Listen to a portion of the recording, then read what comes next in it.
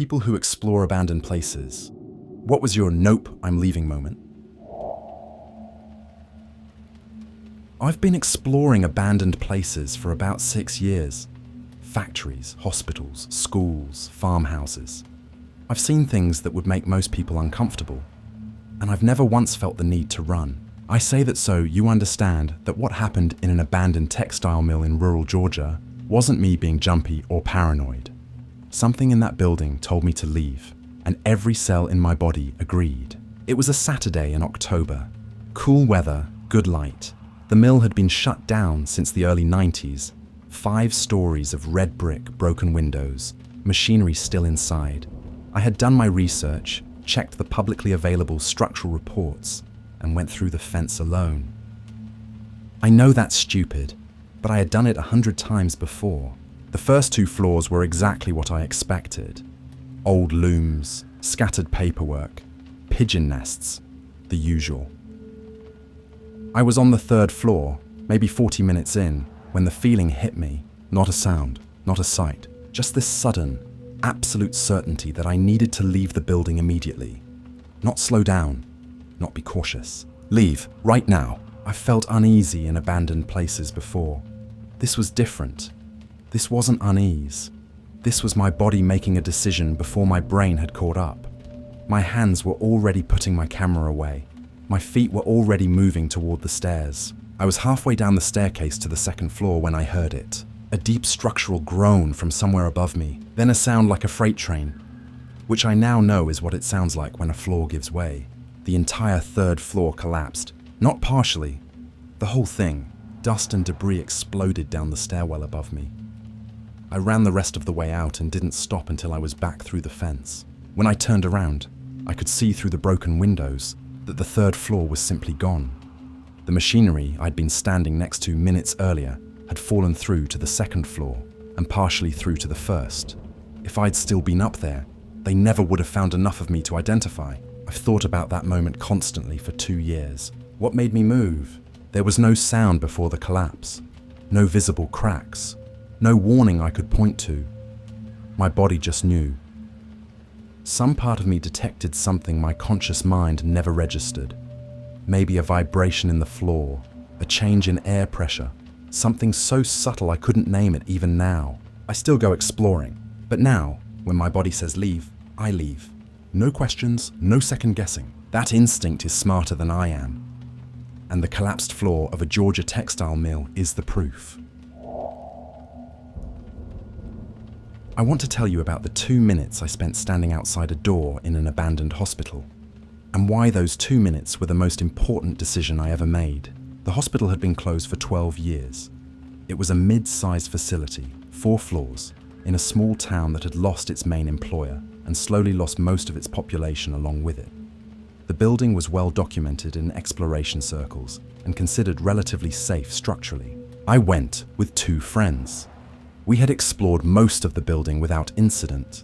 On the 3rd floor, we found a set of double doors that were closed, which immediately stood out because every other door in the building was either open or missing entirely. These doors weren't locked, but something had been pushed against them from the other side. We could tell because when we pushed, there was resistance, followed by a scraping sound as whatever was behind them shifted. We managed to open the doors about a foot before the resistance stopped us completely. The room beyond was dark, darker than it should have been, considering every other room had windows. The window must have been covered. From where we stood, we couldn't see what was blocking the doors without stepping inside. So we stood there, all 3 of us. Nobody spoke for almost 2 minutes. We were all doing the same calculation without saying it out loud. Something had deliberately blocked that door from the inside. Something had deliberately covered that window. Both suggested deliberate human activity. Recent human activity. Someone had been in that room intentionally, and if they had been there recently enough, they might still be. Nobody wanted to find out. We let the doors close and walked back down the 3rd floor hallway and out of the building. We sat in the car for a while before anyone spoke. Then my friend said what all of us had been thinking. He said the scariest thing about that room wasn't what might have been inside it. It was the fact that whatever was in there could have heard us coming from the moment we entered the building. We hadn't been quiet. We had been talking and laughing for 2 floors. We had announced ourselves completely. Whatever was behind that door had heard us coming and had waited silently without making a sound. That's the part I still think about. Not what was in there, the patience of it. I was exploring alone, which was my first mistake. The building was an abandoned textile warehouse in the industrial district of a mid-sized city, the kind of neighborhood that used to employ thousands and now employs nobody. Half the buildings are empty. The streets are quiet on weekends. There's very little foot traffic, which also means very little chance of help if something goes wrong. I had been inside for about 90 minutes. It was large and fascinating. Original equipment still in place, good light filtering through the sawtooth roof windows. I was on the ground floor near the back when I heard the front door. Not the window I had come through, the front door. A large, heavy, sliding metal door I'd noticed earlier was partially open, maybe 18 inches. I heard it slide farther open. The metal-on-metal sound was unmistakable. I went completely still and listened. Footsteps on the concrete floor.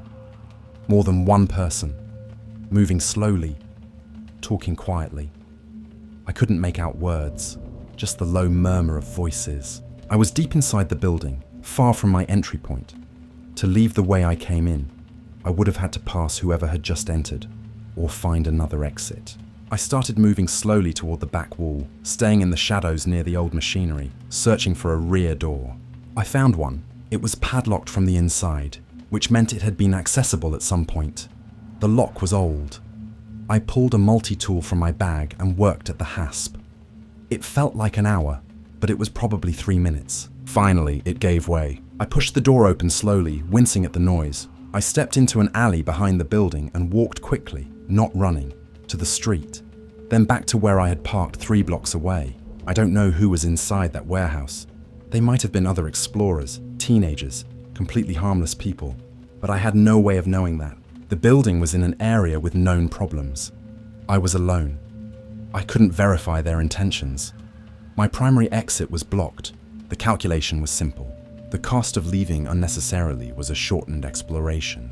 The cost of staying unnecessarily was potentially much higher. That math isn't complicated. I left. I drove home. I had dinner with my family. I was fine. But sometimes I think about that padlocked door, and I think about what would have happened if the hasp hadn't given way.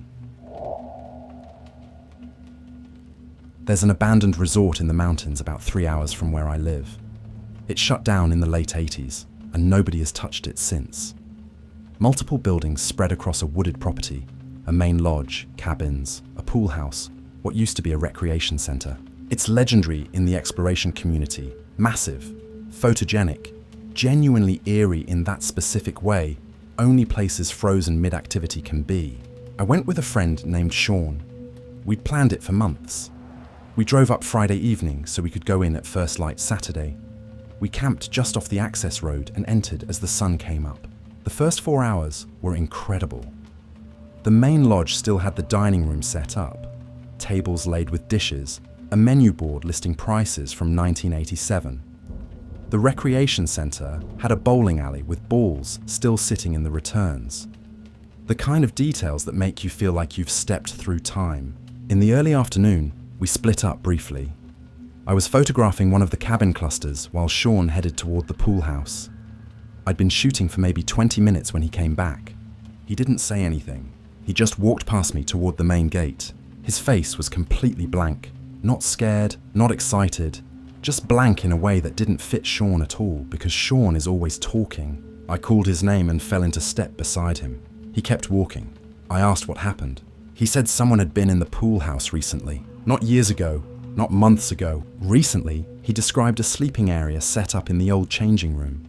Clothes, food wrappers, a phone charger plugged into a portable battery pack with the charge indicator light still on. Someone was living there, and if someone was living there, they knew that property. They knew its routines. There was a strong chance they were watching us right now from somewhere in those woods, and we had no idea who they were or what their situation might be. We walked out at a steady pace. We didn't run. Sean said running signals panic, and panic signals weakness. We reached the car and drove away. What stays with me isn't the active charger or the fresh food wrappers. It's the moment Sean walked past me with that blank expression, and I immediately fell into step with him without asking why. I didn't need to ask. Something passed between us below the level of words. His body language said wrong, and my body understood instantly. We had never practiced that. We just both knew. I take urban exploration seriously. I follow a protocol. I carry proper equipment. I document everything.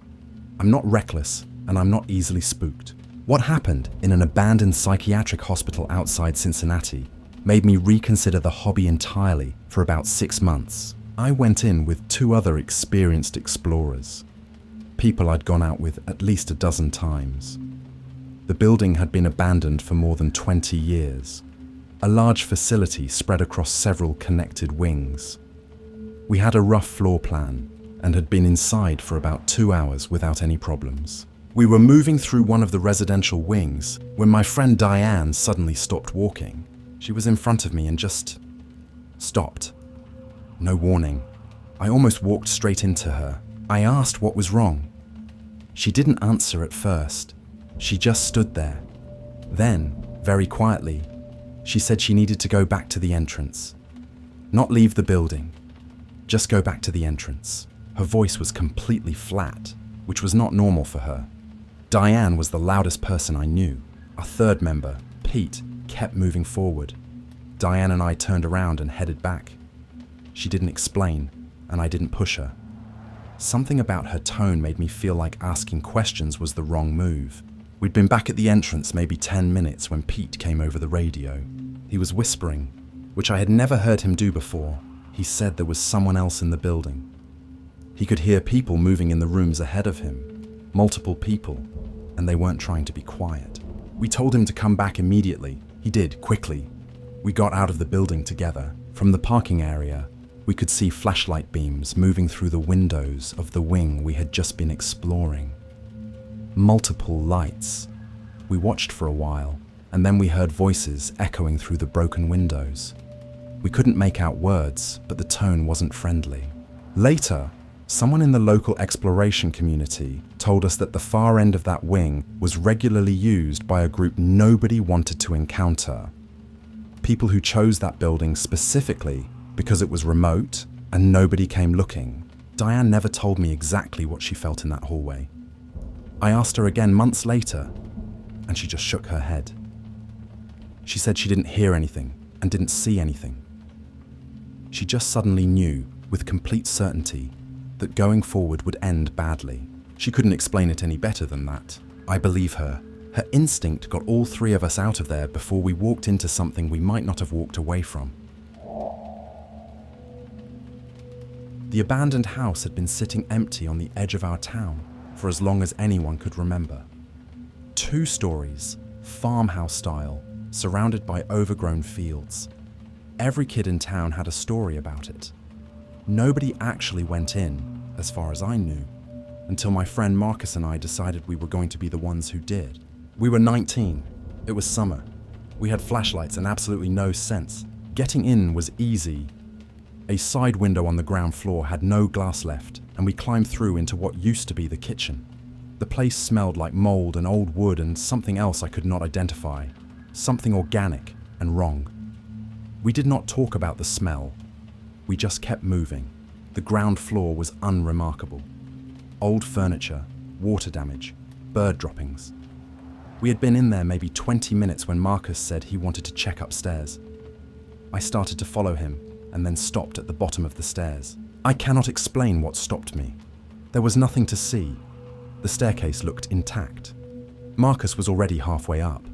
I put my foot on the first step and felt something I can only describe as a wall. Not a physical wall, something else. A resistance. Like the air itself was pushing back against me. I told Marcus I would wait downstairs. He laughed and called me something I will not repeat here. I heard him reach the top of the stairs, heard his footsteps moving across the floor above me. Then I heard him stop. He came back down those stairs faster than I thought a person could move. He grabbed my arm without saying a word, and we went back out through the kitchen window. We walked all the way to the end of the driveway before he stopped and bent over with his hands on his knees, breathing hard. I asked him what happened. He said when he got to the top of the stairs, someone was standing in the hallway. A man, just standing there, looking at him. He described normal clothes, normal build, normal everything. Except the man was not standing on the floor. He was standing about 3 inches above it. Marcus moved back to college 2 weeks later and we lost touch. But I have always thought about that resistance I felt at the bottom of those stairs. Whatever was up there, something knew I was coming, and something else already knew to keep me back. I never went back. Some doors you are not supposed to open. I have one story I tell whenever people ask whether this hobby is dangerous. I don't tell it because something terrible actually happened, but because of how close something terrible came without me ever seeing it. It was an abandoned factory, a large industrial complex, the kind of place that once employed an entire generation of a town and then shut down almost overnight when the work moved overseas. I'd been there twice before and felt comfortable with the layout. I went back a third time alone, which I now recognize was a calculated risk. I wanted to shoot a particular part of the building in afternoon light without having to work around anyone else's schedule. The explore went well. I got the shots I wanted. I was leaving through my usual exit, a ground floor window on the east side of the building, when I decided, on impulse, to go back for one more photograph of a staircase I'd passed on the way out. It would take 5 minutes. I went back, got the shot, climbed back out the window and walked to my car. As I was loading my equipment, a police cruiser pulled into the lot. The officer stepped out and asked what I was doing. I was honest with him. He looked at my camera, then at the building, and then told me something that made my hands stop moving. He said they had received a tip that morning about that building. There were individuals inside using it for purposes he didn't specify. But his tone made it clear they were serious. They had planned to respond in force later that evening, after dark, when they expected those individuals to be present. He asked how long I had been inside and whether I had seen anyone. I told him I had been in there for about 2 hours and hadn't seen a single person. He said I was lucky, and the way he said it wasn't casual or polite. It wasn't a figure of speech. I thought about the 5 minutes I had gone back for that photograph. If I had left when I originally planned to, I would have been gone before he arrived and never known any of this. But if the people who were apparently using that building had been there while I was, if they had seen me while I never saw them, those 5 minutes could have ended very differently. I drove home and sat in my driveway for a long time before going inside. I haven't been back to an abandoned building since. I keep telling myself I will eventually, that the hobby is worth it, that I just need to be smarter about it. But every time I think about going back, I remember the officer's face when he said I was lucky, and I think about all the times before that day when I was probably just as lucky, without anyone there to tell me so.